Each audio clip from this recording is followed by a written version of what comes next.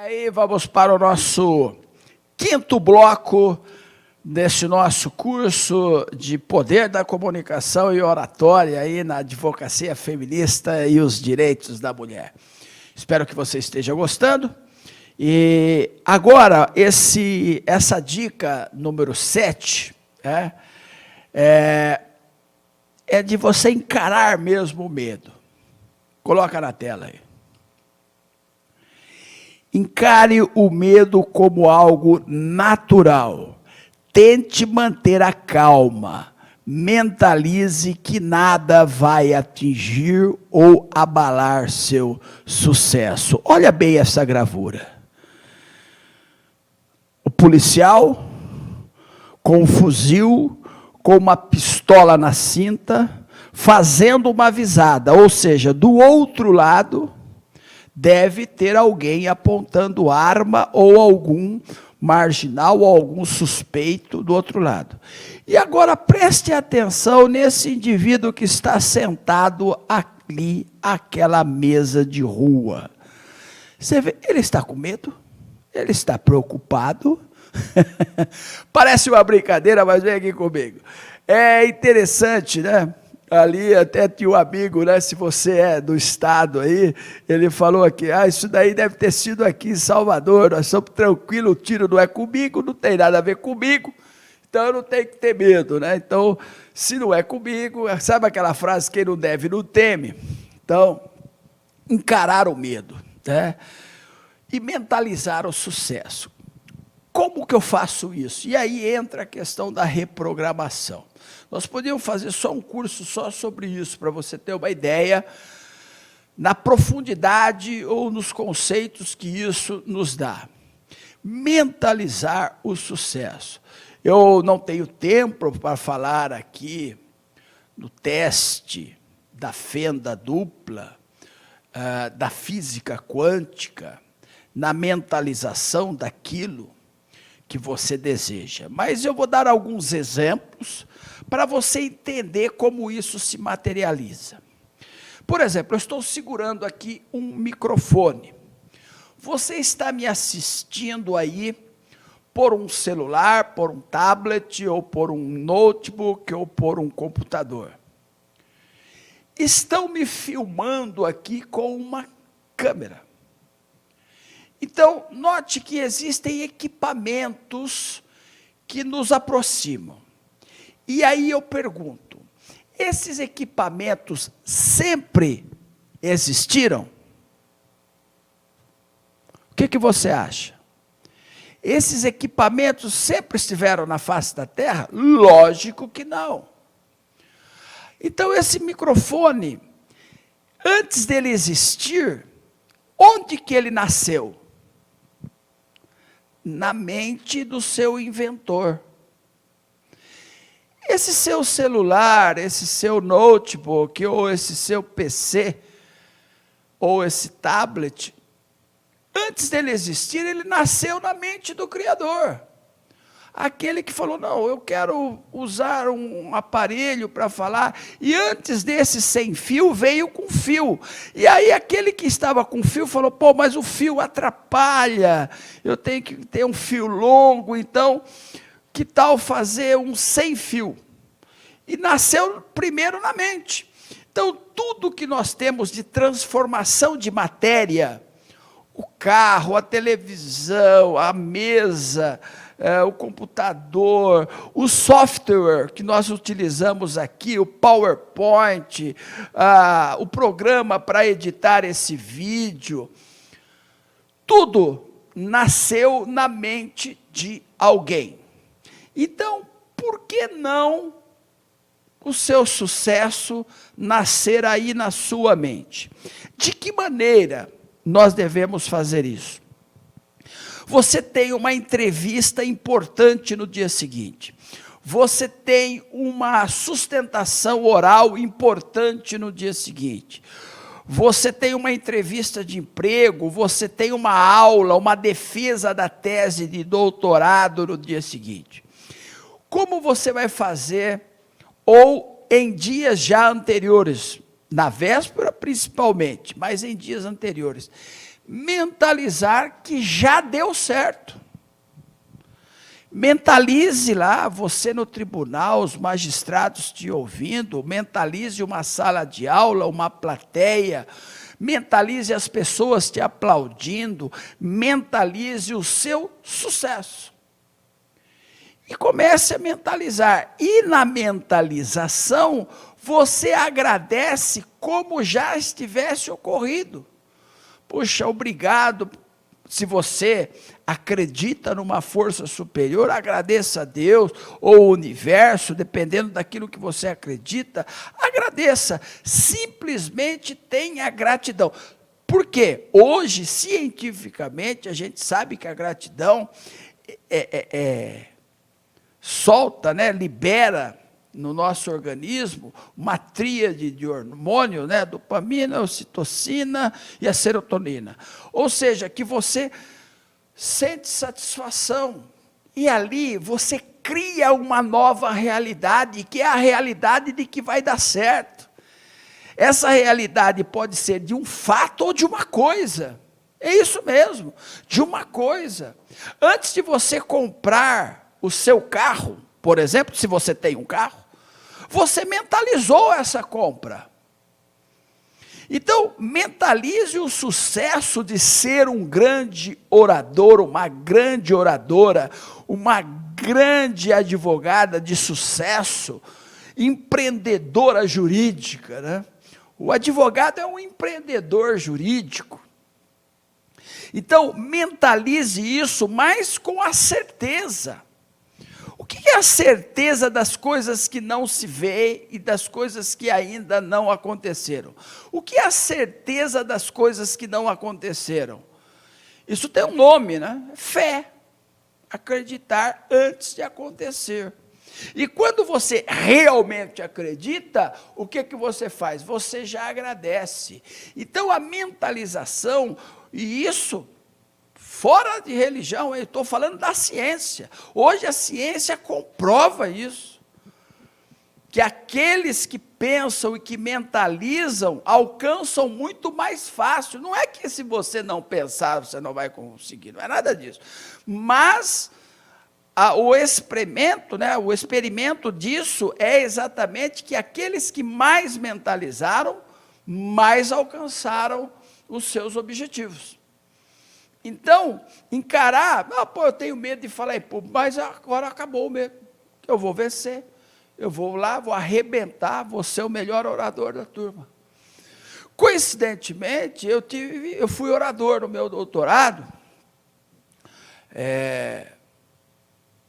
me candidatei. Depois você vai ver por que você deve se candidatar a algumas coisas.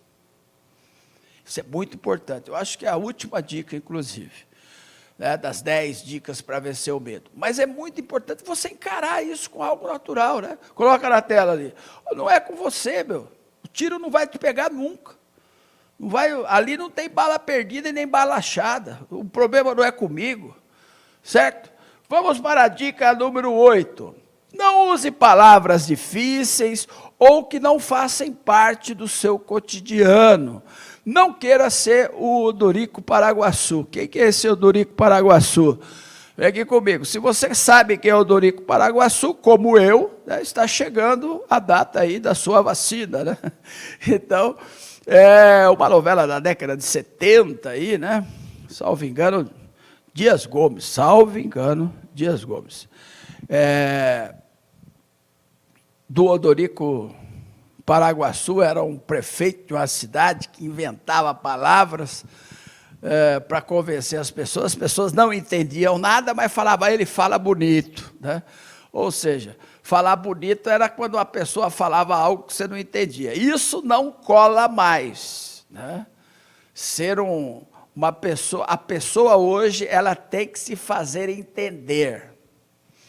A pessoa hoje tem que se fazer entender. Ela tem que levar às pessoas aquilo que elas entendem. Por isso que eu disse lá, que o conhecimento da plateia é importantíssimo, para que o meu nível de colocação atenda aquele patamar. Então, não adianta eu usar termos jurídicos para quem não conhece termo jurídico.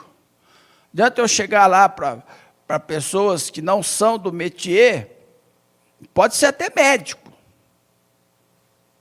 Vou começar a falar em latim lá, os médicos vão ficar olhando para você, pô, esse cara veio aqui tirar com a gente, pô.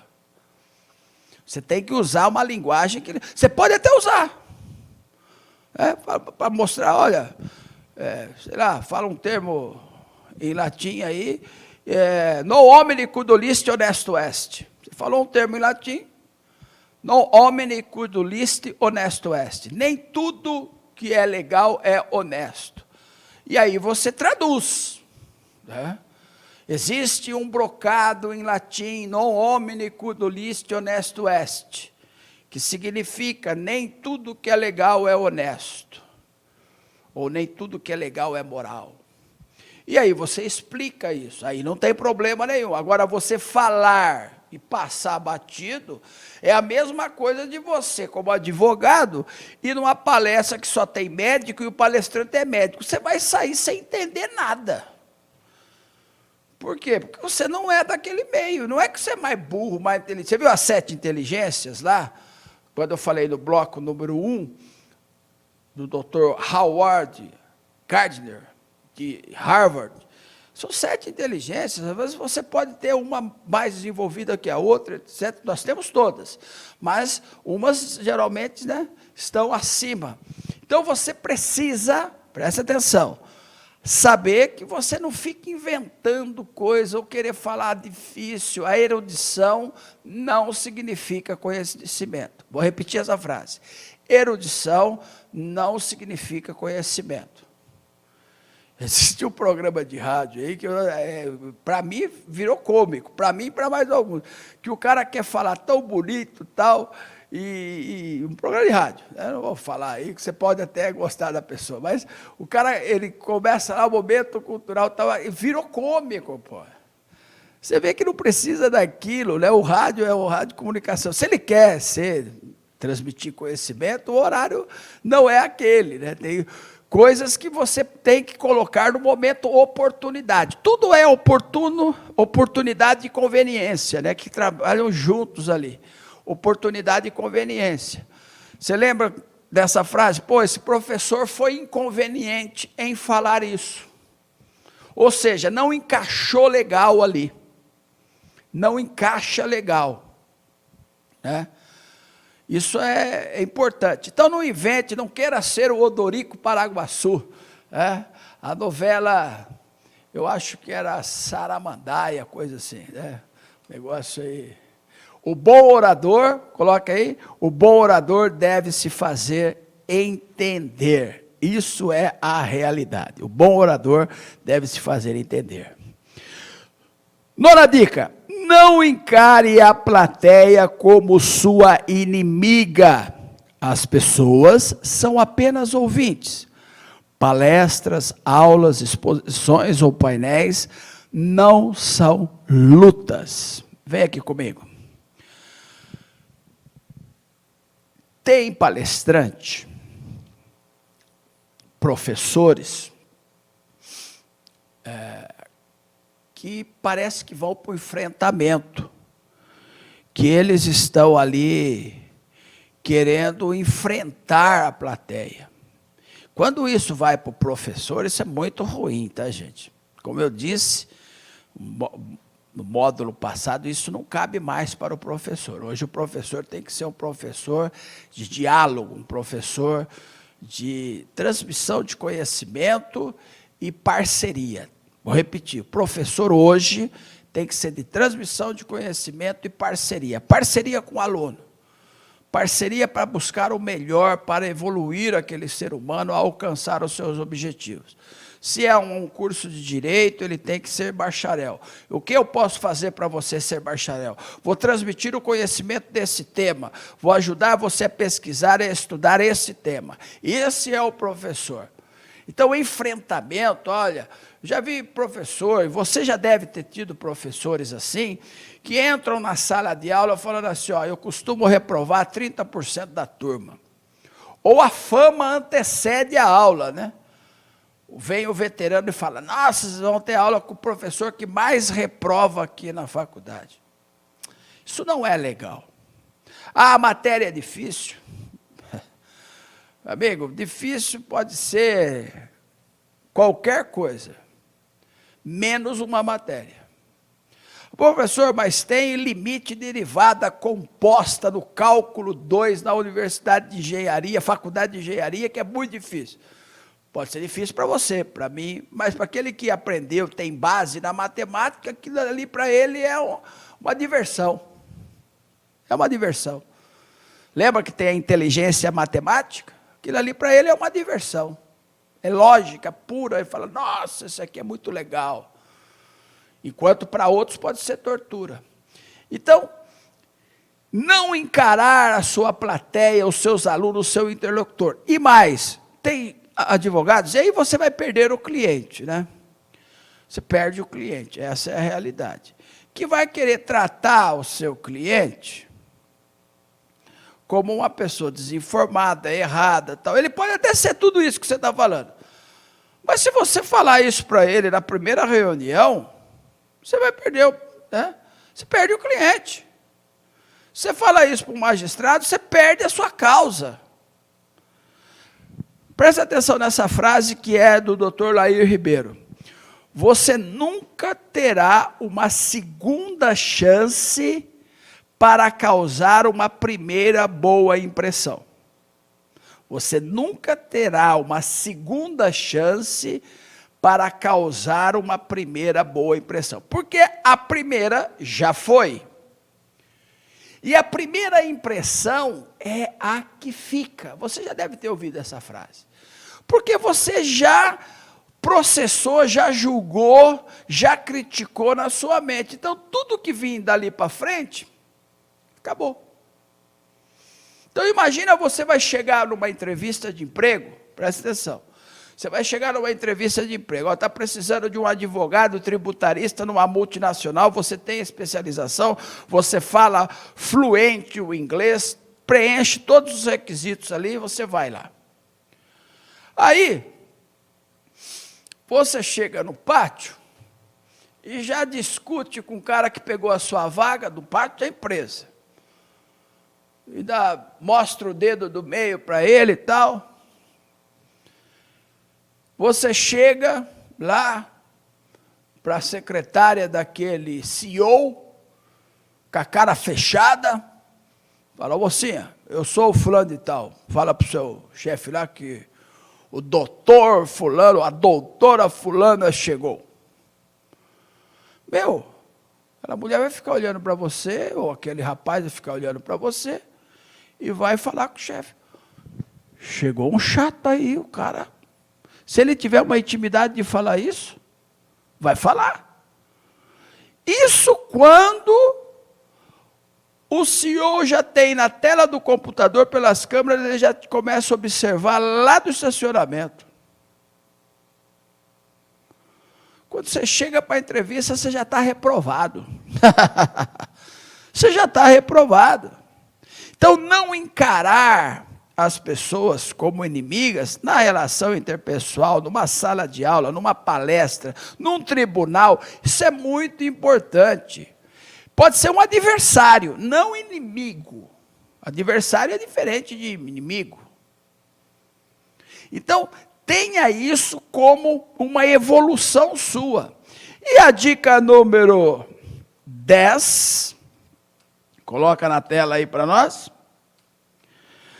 Pratique o falar em público, conte piadas, quando houver oportunidade, seja voluntário em aniversários, batizados, formatura, velório, eu pus velório ali, etc., todas as coisas ali, porque, vem aqui comigo, um dos momentos mais difíceis de eu falar em público foi falar no velório do meu pai.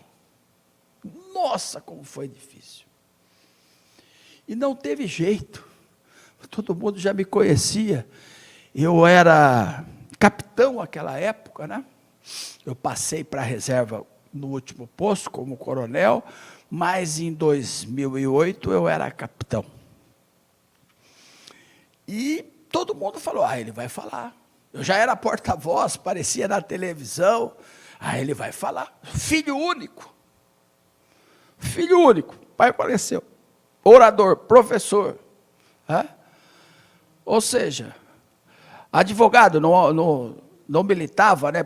Tirei a OAB nos anos 90, né? Mas assim, ele vai falar. E aí tudo, até meu primo chegou, o senhor vai falar alguma coisa? Vou falar alguma coisa. Mas foi a fala mais difícil da minha vida. Para segurar ali o choro, a emoção. Mas fale. É lógico, se você não tem uma aproximação de pai para filho, de mãe para filha, assim, é até mais fácil, um primo, etc. Você falar, dirigir umas palavras. Eu já falei em casamento, já fui convidado, não sou padre, não sou sacerdote, mas o casamento civil ali, né, do registro, do juiz de casamento, ou juiz de paz, antigo juiz de paz, o juiz de casamento, e geralmente alguém fala ali pelo noivo. Eu já fui convidado a falar exatamente sobre essas questões do casamento, da relação interpessoal. Isso é muito legal, né? Você ter oportunidade, porque a prática vai levar você àquilo que não existe, né? Que eu já falei aqui, que é uma perfeição. Mas a prática vai te levar a níveis de excelência que vão chamar de perfeição. Então, pratique. Surgiu a oportunidade, pratique. Por isso que eu me candidatei para ser o orador da turma de doutorado, me candidatei para falar, me candidatei. A única coisa que eu não me candidatei, que eu fui escalado, foi para ser porta-voz da organização militar, e aí eu até fiquei assustado, né? Mas as pessoas sabiam que eu já era professor, que eu já falava, nunca tive essa dificuldade, não, porque eu já tive friozinho na barriga, mas eu sempre falei nas escolas, né? Nas escolas da vida aí, né? No primário, no secundário, né? Ou no primeiro fundamental agora, no segundo, no ensino médio, no ensino superior, eu sempre falei sem problemas. É lógico que eu me preparava para o assunto. Me preparava para o assunto. E quando eu me preparo para o assunto, fica tudo mais fácil. Então, pratique. Pratique, pratique, pratique. E por que eu coloquei aqui conte piadas? Toda relação, o ser humano ele é emotivo. E você tem que ser um emocionador na sua oratória. Emocionar na sua oratória. A emoção, elas tem várias. Você pode emocionar com as pessoas rindo, emocionar chorando, emocionar com alegria, emocionar com tristeza. Mas a emoção, você colocar, sabe aquele professor que você fica esperando toda semana a aula dele? Porque ele é alegre, ele conta piadas, ele encaixa a piada no tempo certo. Não exagere, não exagere. Senão você vai ser criticado por isso também. Mas ele vai lá no tempo certinho, ele tem o time, pá. E você, aquela piada, aquela anedota, aquela pândega, aquela galhofa, olha quantos sinônimos de piada eu te dei aí. Você tem na galhofa, na pândega, na anedota, você coloca o tema, o subconsciente se emociona, você ri, você grava. Você grava o conhecimento, você grava o conceito, você grava o conteúdo. Por isso que o professor que traz essa emoção da felicidade no conhecimento, ele é reconhecido, vira paraninfo de turma, ele se coloca ali num nível superior aos demais. Conte, encaixe ali, veja no seu tema o que você pode colocar ali que seja engraçado. Porém, cuidado. Piadas que você deve não contar. De política. Porque ou você agrada ou você ofende. De gênero. Ou você agrada você ofende. Eu já me policiei por isso. Piadas de corpo, de gordo, de magro. Evite isso. Evite isso. O contexto do engraçado não precisa disso. Essa é a realidade. O engraçado não precisa disso. Vamos lá para um novo tema. Depois você reveja essas 10 dicas aí e pratique. Vamos lá? Mapa não é território. O que vemos é a nossa percepção e não a realidade. Como é que é isso, professor? Vem aqui comigo. O que a gente vê é a nossa percepção. Você já pensou que você põe 4 testemunhas de um crime? 4 testemunhas oculares, presenciais. Se você ouvir as 4, elas vão dar 4 versões, que vão ter ponto de semelhança, mas que são versões diferentes. Inclusive, a Bíblia tem os 4 evangelhos. Você vê diferenças lá. Diferenças marcantes, inclusive. Professor, o senhor podia explicar, porque aquilo que a gente vê pode não ser a realidade de verdade. Eu vou passar um vídeo agora para você, e eu quero que você preste atenção nesse vídeo, e veja que uma pessoa que pensou que o outro precisava de uma ajuda, não era bem isso. Coloca esse vídeo para a gente aí, Janaína.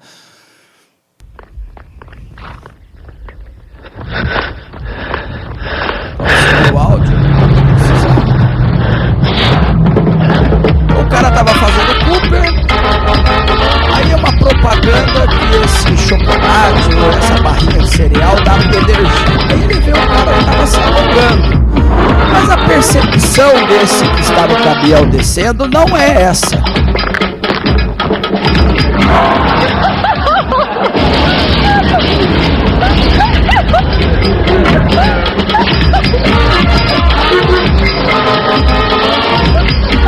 E aí a propaganda da barrinha de cereal lá, que dá extra energia. Então, olha só. Então, essa propaganda mostra bem isso, né? O cara está no caminhão, o cara está querendo empurrar o carro lá na ribanceira. Mas, na verdade, ele não estava empurrando o carro na ribanceira. Ele estava se alongando após o Cooper. Mas a percepção daquele outro foi: ele precisa de ajuda, vou lá ajudar. E foi lá, empurrou um Porsche de 4 milhões de reais, ladeira abaixo. Ou seja, e ali a propaganda é que aquela barrinha de cereal dá força, né, dá energia, etc. Olha só, a percepção da pessoa. Então, é um exemplo, né, que foi utilizado para uma propaganda de percepção. Aquilo que você vê pode não ser a verdadeira realidade. E por isso nós temos que tomar muito cuidado. Essa máxima, né, mapa não é território, é utilizado em várias áreas do processo cognitivo. Veja essa imagem aí, ache o bebê. Quero ver até se a nossa câmera e diretora aí consegue achar o bebê aí. Achou o bebê aí ou não? Ache o bebê. O bebê se forma pelo tronco da árvore, do lado superior direito do seu computador aí, do seu visor, ou do seu celular, do seu tablet, tem o pezinho da criança ali formado pela árvore, né? Depois o bumbum da criança e o galho lá fazendo a cabeça da criança com a mãozinha. Se você não conseguiu, depois você manda um direct para mim que eu risco aí, mando para você. Mas a imagem do bebê está aí. Então, a percepção, às vezes, você não vê. Isso, vem aqui comigo, eu estou terminando esse módulo, eu quero que você entenda o seguinte: essa percepção de imagem Gestalt, que foi utilizado, inclusive, por Fritz Perls, dessa questão da mente, qual é a percepção? Por que tem pessoas que têm pânico ao ver uma barata, um inseto inofensivo ao ser humano? A percepção dela. O medo é dela, a fobia é dela. Aí você vai lá, o cara não tem nem chinelo, ele mata com a mão. Ou pega com a mão e joga fora. A pessoa fala, nossa, nojo, né? É medo mesmo. Quem fala que é nojo é porque tem medo, né? Então a percepção é isso. E nós vamos discorrer sobre isso no próximo módulo. Muito obrigado, até mais.